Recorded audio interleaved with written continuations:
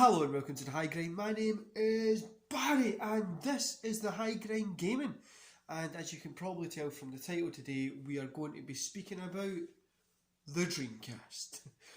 One of my favourite consoles of all time, guys. Yeah, I'd say if it's not my favourite, it is in the top 3 or top 4. I love this console so much, and one reason that I love it is I wanted it so much when I was younger. I never actually got it because the PS2 came out, so it was for me it was a choice between, my mum said you can't get both, it needs to be the PS2 or the Dreamcast. The PS2 had things like Metal Gear Solid, Medal of Honor, so I had to go with the PS2. Yeah, which is a pain because I would have loved to have had the Dreamcast when I was younger. But I got it at a later date. When I eventually did get it, I'll show you it in 2 moments, guys. So before we go any further, I'm going to say a little bit about the Dreamcast, kind of history, just a little couple of notes, it's not much. Before I proceed and before we actually get fully into this video, guys, could you please drop a like and a subscribe on this video? It means a ton to me. Your support really honestly helps me grow the channel and keep moving forward. So let's get into this here. We've got the Dreamcast as a home video game console released by Sega on November the 27th, 1998 in Japan, September the 9th, 1999 in North America, and October the 14th, 1999 in Europe. It was the first in the 6th generation of video game consoles, preceding Sony's PlayStation 2, Nintendo's GameCube and Microsoft's Xbox. The Dreamcast was Sega's final home console, marking the end of the company's 18 years in the console market. The final Dreamcast unit manufactured was autographed by the heads of all 9 Sega internal game development studios, as well as the heads of Visual Concepts, Wavemaster and Given, with the 55 first-party Dreamcast games through a competition organised by GamePro magazine. I tried to research where it was, guys, but I wasn't able to find how much, if somebody sold it on or if they've kept it. I wasn't able to find much on it, but yeah, guys, this console was... So I had Sega my whole life. Then I moved to PlayStation 1. But then when I seen Dreamcast was coming out, the Sega Mega Drive, I was like, oh, I need to get it. My mum didn't allow me to get it until it was like the year after. Now, I know it was cheap as hell to get it compared to now, but yeah, I really missed out on that one back then. So I've got my Dreamcast here, and first of all, well, I'll show you the system first. Here we go. The Dreamcast. As you can see, it's sunburnt down here. I know there's ways to kind of take that off to make it look more uniformly nice, but I actually quite like the character on it, so I've left that there. It works great, everything's cleaned. I actually have took it apart to kind of clean everything inside it, make sure everything works. Yeah, I've got this. The only thing that I'm finding just now, guys, is there's a little bit of stainage happening up here, but the gentleman I bought this off of 4 years ago, he says that he got it day one when it first came out with the bunch of games that I'm going to go through and 4 controllers, and he put it on, played it twice, and put it away, never took it out again. I paid for this, and I think it's 10 games I got. I sold some of them all because I didn't really like them, but I'm kicking myself because I'm trying to do a Dreamcast collection. I think I only paid £50, £60 for the 4 controllers, 2 VMUs and 10 games. So I was set up straight away. I was at 50-60 quid. I just gave it to the guy. He delivered to me as well. It was great. It's the first time I put it on. The noise it makes, oh, the delightfulness. Now again, some of the controllers, obviously we've got the VMU in here. Controller's got a little bit of paint on it here, which is just the way I got it, but It needs a little bit of a clean up in the insides.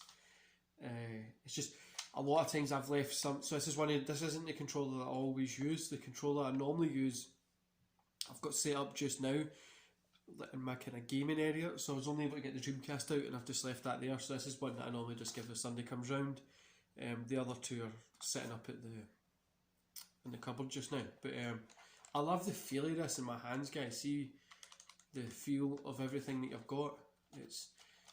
I think this became like the modern controller, because if you just added triggers here, it would literally just be like a modern controller. But yeah, a lot of people hate this, but I really like it. And I just like the feedback of the buttons, but I get how compared to the newer controllers, this is like pure ancient. But I think this is better than the PS2 one, to be honest with you guys. So I've got a bunch of games here. We're just going to go through them. So some of these games were my favourite ones, so that's why I took the plunge and paid for it. This one, Worms Armageddon. Yeah, I love the Worm games. I used to have it on PS1, and yeah, this is just one of the games. I'm going to do an in-depth kind of going into the games a lot more in the individual videos, as you've probably already seen, but this is just kind of overlaying them. I know I've spoken about this, Toy Story 2, already. That is one of my favourite games of all time, and definitely I feel it's one of the best movie to video game kind of adaptations, and I think Die Hard as well for the PS1 was a good one there too. The next one that I've got is Tomb Raider. Now this on the Dreamcast was great. Honestly, I loved this on the Dreamcast, and yeah, I think the controller works better for this. My partner loves this, I know, and I really think it's one of the best games that I've got for the system. Trick Style, guys. Trick Style is a hilarious, terrible game. No, it's okay. It's a good game. It's not something that I'm into. But saying that, I normally see myself playing it. Like, it's one of those games that I'm like, oh, I don't really like this, but you end up seeing yourself playing it anyway. Quake 3 Arena. I love Quake. I love the Quake games. And this really is one of the best versions of it, in my opinion. Obviously, I'm probably not qualified to be saying it's one of the best versions, but for me, I feel it's one of the best. And one of the best things about this game when I got it was it had the old little ads. If you can see that there, guys. So you've got the UFC Ultimate Fighting Championship, Ready to Rumble. Literally, Half-Life, the best game ever now on Dreamcast. It's literally just there, guys. Half-Life. Yeah, that really, honestly, the old little adverts used to get like this. You would be like, okay, so I need to collect those games when you were younger, which is good if you kept them. Unlike most people who would have just gave them away. So, next we've got is Sonic Adventures. I'm not a big fan of this Sonic Adventure. I prefer the old Mega Drive ones, which I've got for the Switch.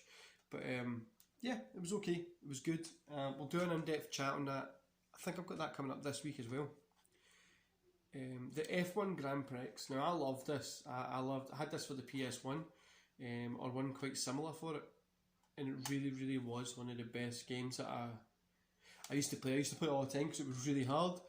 When I was younger, I found it really hard, and yeah, it really became one of my favourite games. Next, we've got Crazy Taxi 2.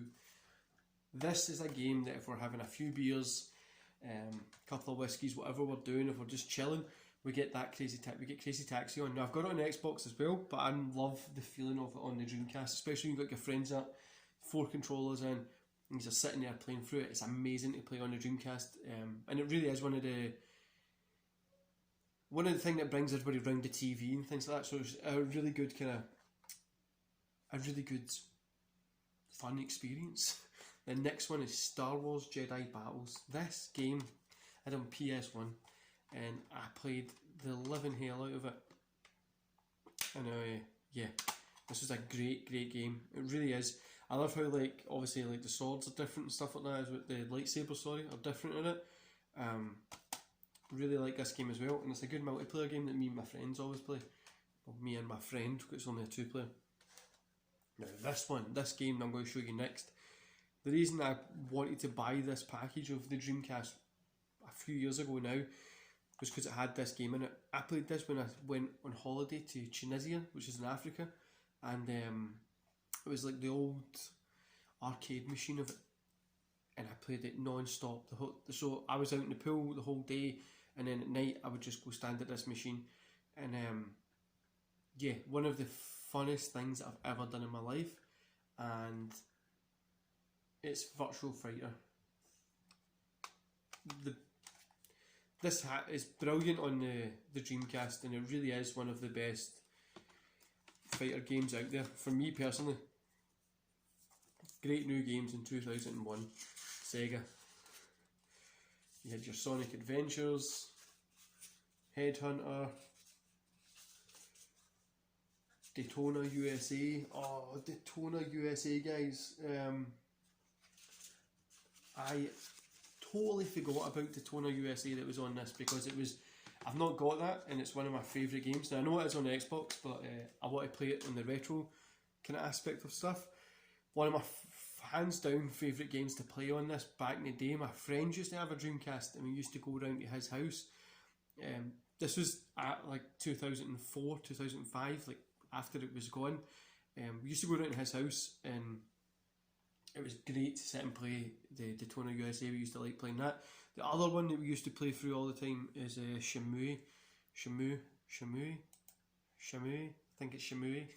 I used to love playing that as well. I've just got a little list up here, guys. The top 25 games on the Dreamcast. This is one that I did have, but it was only a loan of. It's Resident Evil Code Veronica. Now I had that on the PS2, and I did have a loan of it for this Dreamcast, but I gave it back to my friend. It is a really great game. Then obviously you've got your usual. Yeah, you've got your normal. The one that I've totally forgot was out in the Dreamcast was the Typing of the Dead. Then you've got obviously the famous controller for it, the fishing controller for Sega Bass Fishing. It's a game that I want to get, and I want to get that controller as well, just because of how fun it used to be when I used to go to my friend's house as well. His dad used to go fishing, but in the winter he wasn't able to go because of the way his work was. So in the summer he would go out, and then in the winter, or part of the summer, he wasn't able to make it. So he used to just play this, and it was fun to watch him play it because he would get really competitive. Yeah, guys, that's my little ramble on about the Dreamcast. I think the Dreamcast is one of the best games consoles ever. I would definitely place it in my personal top 3.